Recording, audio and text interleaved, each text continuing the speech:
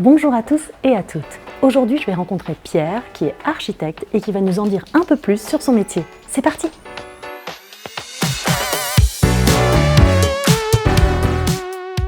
Bonjour Pierre, merci Bonjour. de nous accueillir dans vos bureaux. Est-ce que vous pouvez me parler un petit peu de votre métier d'architecte? Donc, je m'appelle Pierre Blondel, je suis architecte depuis très longtemps.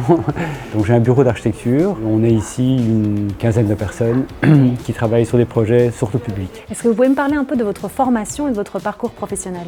Mais ma formation est, je dirais, particulière parce que j'ai commencé dans une école d'architecture traditionnelle qui était Saint-Luc à Tournai. Les 2 dernières années, je les ai fait au Jury Central. J'ai habité au Maroc pendant quelques années où j'ai travaillé comme architecte, au début comme étudiant en architecture et puis comme architecte quand j'étais diplômé.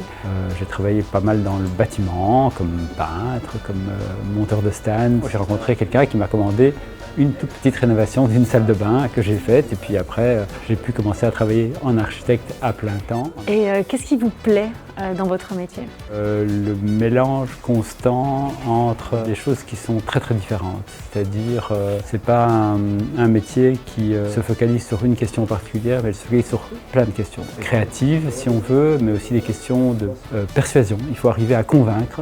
Et puis c'est aussi un travail de relation humaine, puisqu'on travaille en équipe. Selon vous, quelles sont les compétences à avoir pour être un bon ou une bonne architecte? D'abord, il y a beaucoup de métiers de l'architecture. Oui. Parce que si vous voulez, ce que je décris là, c'est mon métier d'architecte. C'est un métier d'architecte d'un indépendant qui a finalement un peu grossi et qui est devenu une structure, voilà. Et puis il y a aussi toutes sortes de métiers qui utilisent des architectes. Ça représente énormément de monde aussi. Et chaque fois, ce sont des compétences, je dirais, différentes.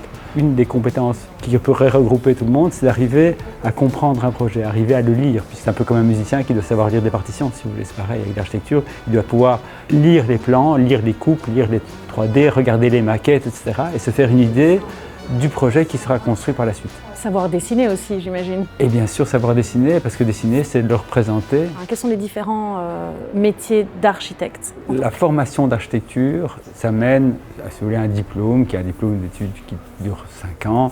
Une fois que vous avez ce titre d'architecte, si vous travaillez à ce moment-là, si vous voulez signer des plans, signer des permis de bâtir, etc., il faut aussi faire 2 ans de stage par la suite qui vous apprend un peu ce que vous n'apprenez pas à l'école, c'est-à-dire le versant administratif, les choses plus techniques et des choses comme ça. S'il y a des personnes qui nous regardent et qui ont des doutes ou qui se posent la question de commencer des études d'architecture, quels sont les conseils que vous leur donneriez? Je conseillerais d'aller voir dans les écoles avant et de voir ce que c'est et ce que ça représente et d'interroger des gens qui ont été en première année, en deuxième année. Donc il y a beaucoup de chemins différents.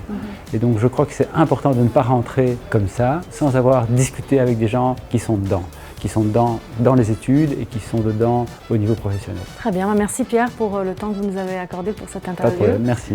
Et à bientôt. À bientôt, oui. Merci d'avoir regardé cet épisode. Si le métier d'architecte vous intéresse, contactez votre conseiller emploi qui vous donnera toutes les informations ou allez sur le site Panorama des métiers d'Actiris. À bientôt.